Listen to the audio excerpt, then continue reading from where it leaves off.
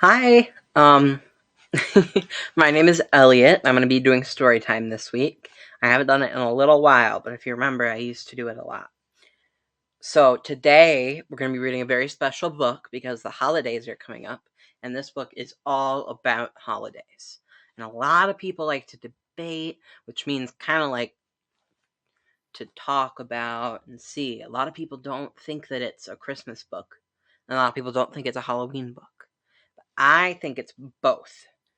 So, today we're going to be reading Tim Burton's The Nightmare Before Christmas. I was really excited when I saw this in the store because I loved this movie, and I hope you guys will like the story too.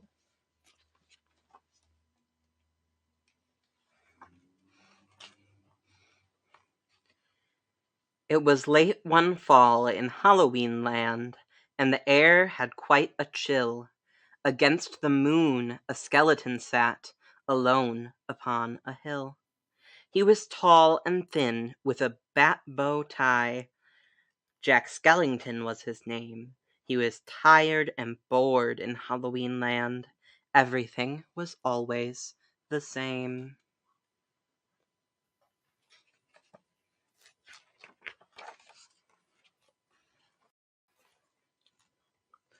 I'm sick of the scaring, the terror, the fright. I'm tired of being something that goes bump in the night. I'm bored with leering my horrible glances, and my feet hurt from dancing those skeleton dances. I don't like graveyards, and I need something new. There must be more to life than just yelling boo.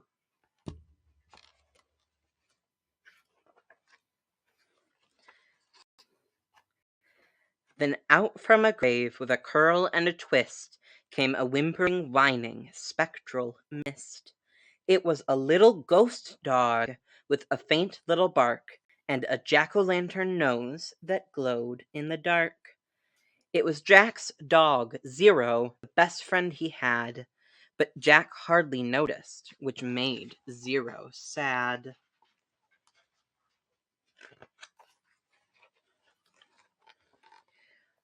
All that night and through the next day, Jack wandered and walked.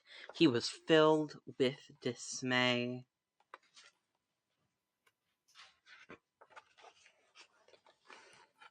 Then deep in the forest, just before night, Jack came upon an amazing sight. Not 20 feet from the spot where he stood were 3 massive doorways carved in wood. He stood before them completely in awe, his gaze transfixed by one special color. Entranced and excited, with a slight sense of worry, Jack opened the door to a white, windy flurry. I wonder which door he opened. It looks like we've got a heart, a tree, and an egg. Whoa, that really is a windful worry. Jack didn't know it, but he'd fallen down in the middle of a place called Christmas Town. Immersed in the light, Jack was no longer haunted. He had finally found the feeling he wanted. And so that his friends wouldn't think him a liar, he took the present-filled stockings that hung by the fire. He took candy and toys that were stacked on the shelves, and a picture of Santa with all of his elves. He took lights and ornaments and the star from the tree, and from the Christmas Town sign he took the big letter C. He picked up everything that sparkled or glowed. He even picked up a handful of snow. He grabbed it all, and without being seen, he took it all back to Halloween. I don't think he knows he's not supposed to take that stuff. I wonder what's going to happen.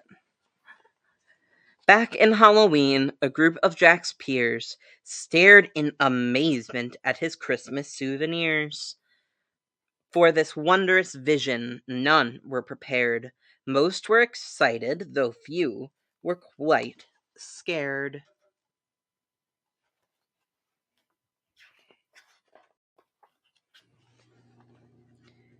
The next few days, while it lightened and thundered, Jack sat alone and obsessively wondered, why is it they get to spread laughter and cheer, while we stalk the graveyard spreading panic and fear? Well, I could be Santa.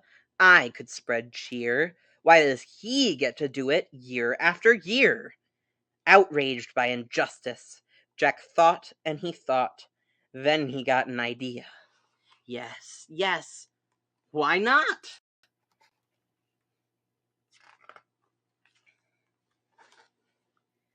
In Christmas Town, Santa was making some toys when, through the dim, he heard a soft noise.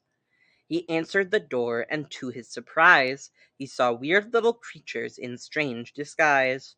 They were altogether ugly and rather petite.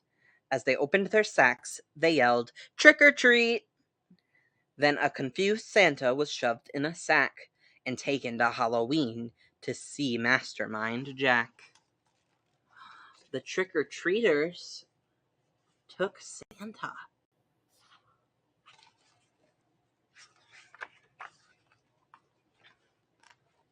In Halloween, everyone gathered once more, for they'd never seen a Santa before. And as they cautiously gazed at this strange old man, Jack related to Santa his masterful plan. "My dear Mr. Claus, I think it's a crime that you've got to be Santa all of the time. But now I will give presents and I will spread cheer. We're changing places. I'm Santa this year. It is I who will say Merry Christmas to you. So you may lie in my coffin, creak doors, and yell boo. And please, Mr. Claus, don't think I'm ill of my plan, for I'll do the best job, Santa, I can." And though Jack and his friends thought they'd do a good job, their idea of Christmas was still quite macabre.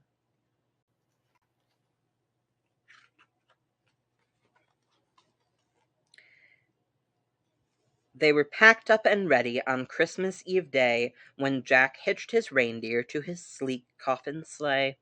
But on Christmas Eve, as they were about to begin, a Halloween fog slowly rolled in. Jack said, "We can't leave. This fog's just too thick. There will be no Christmas, and I can't be Saint Nick." Then a small glowing light pierced through the fog. What could it be? It was Zero, Jack's dog. There's Zero. Jack said, "Zero, with your nose so bright, won't you guide my sleigh tonight?" And to be so needed was Zero's greatest dream, so he joyously flew to the head of the team. And as the skeletal sleigh started its ghostly flight, Jack cackled, "Merry Christmas!" and to all a good night.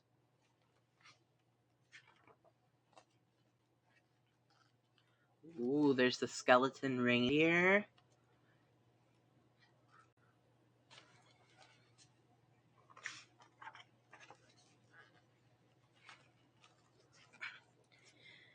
'Twas the nightmare before Christmas, and all through the house not a creature was peaceful, not even a mouse. The stockings all hung by the chimney with care, when opened that morning would cause quite a scare. The children all nestled so snug in their beds would have nightmares of monsters and skeleton heads. The moon that hung over the newly fallen snow cast an eerie pall over the city below. And Santa Claus's laughter now sounded like groans, and the jingling bells like chattering bones. And what to their wondering eyes should appear but a coffin sleigh with skeleton deer, and a skeletal driver so ugly and sick they knew in a moment, this can't be Saint Nick.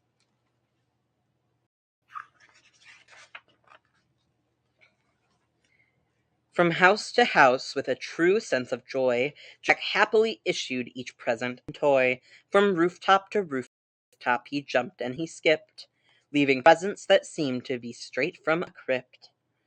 Unaware that the world was in panic and fear, Jack merrily spread his own brand of cheer.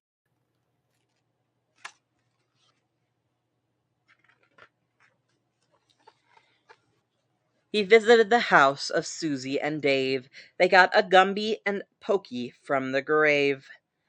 Then on to the home of little Jane Neiman. She got a baby doll possessed by a demon. A monstrous train with tentacle tracks, a ghoulish puppet wielding an axe, a man-eating plant disguised as a wreath, and a vampire teddy bear with very sharp teeth.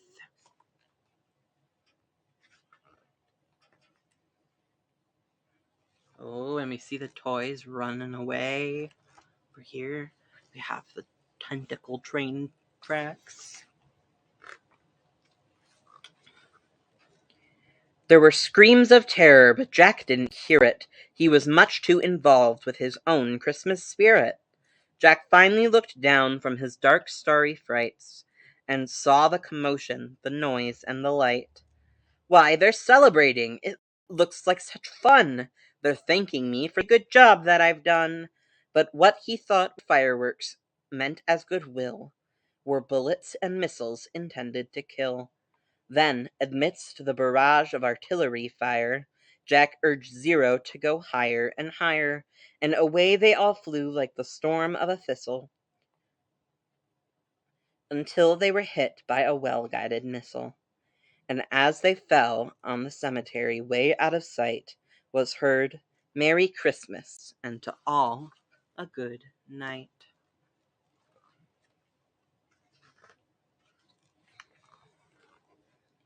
Jack pulled himself up on a large stone cross, and from there he reviewed his incredible loss. "I thought I could be Santa. I had such belief." Jack was confused and filled with great grief. Not knowing where to turn, he looked toward the sky, then he slumped on the grave and he started to cry. And as Zero and Jack lay crumpled on the ground, they suddenly heard a familiar sound.